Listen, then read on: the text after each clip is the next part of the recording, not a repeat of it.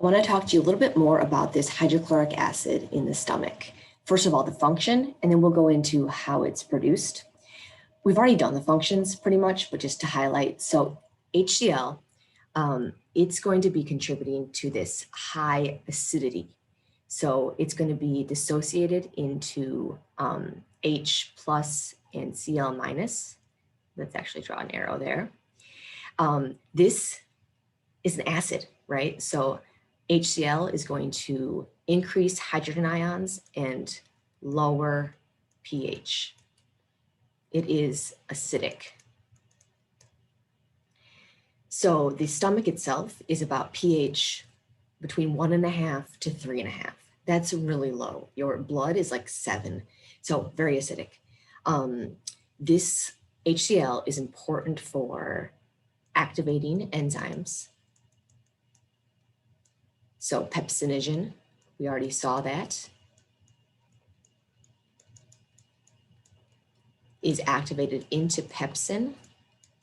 The active form that breaks down proteins can cleave amino acid peptide bonds that put together amino acids.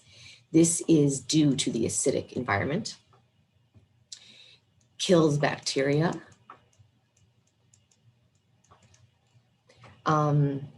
And denatures proteins.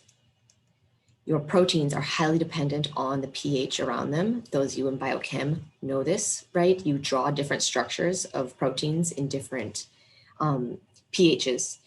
This really low pH can affect a lot of proteins fairly extremely. pH of 2, come on. Yeah.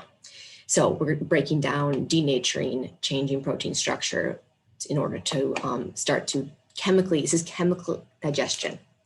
So both this pepsin and these are type of chemical digestion. We're not just mechanically like smushing. So HCl is important. Let's look at how this is produced. So this might look like it's going to get scary, but don't worry. Here's a gastric gland. That's where HCl is produced, right? If we zoom in to these cells here, what cells are these? These are parietal cells, right? That's where HCl is produced. So these blue are parietal cells. That means this guy is a parietal cell. This is your capillary. We've got interstitial fluid here, ISF. And then we've got the lumen of the stomach. So what's this purple stuff? This is another cell that lines the epithelium. So this is an epithelial cell, let's just say. Because we're zoomed in, right, to the lining of that gastric gland. So we need to make HCl. We actually do this. Why do I have a capillary here? Coming from the capillary is CO2. CO2 is going to enter the cell and combine with water. You've seen this before. What enzyme converts this to this temporary molecule and then bicarbonate with a hydrogen ion? What enzyme does this? We've seen this in the respiratory system, right? This is carbonic anhydrase.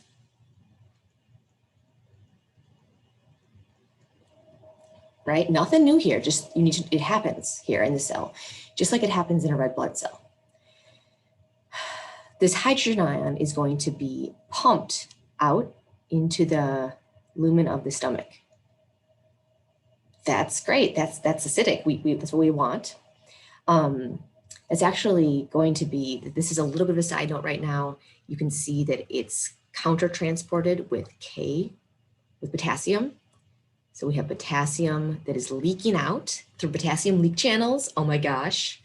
Sorry, it's exciting because you know about potassium leak channels. I'm just going to label that off to the side here. Those are constantly allowing potassium to leak out. So that allows us to exchange a positive ion for a positive ion right here. This thing has a special name. It's pumping things against their concentration gradients. It's a K plus H plus ATPase, kind of like a sodium potassium pump. It's a pump.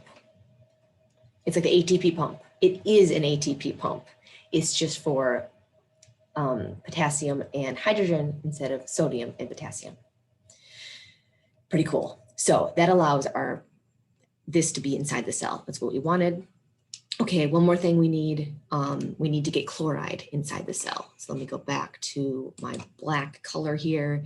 This is bicarbonate. This is actually going to go back out into the blood, which is how we like to carry carbon dioxide in the blood. So isn't that convenient?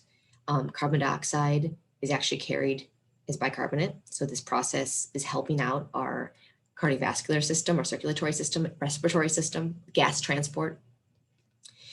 In order to exchange this HCO3, we exchange it with Cl minus. So when I say these, like, it's this positive, positive, this negative, negative here, that's an equilibrium thing. Exchanging inside and outside of the cell, you want to have things in equilibrium, right? So if we have a negative thing going out of the cell, we want a negative thing coming into the cell, or we need to adjust at some other time point. So that's what this is here. Cl minus is coming in, bicarbonate's going out. Well, that's pretty convenient because Cl minus can then just go into the lumen of the stomach. Chloride is, let me make sure I say this right, higher inside the cell than outside the cell, right? So it is going to diffuse into this lumen. Okay, now we've got HCl. Yay.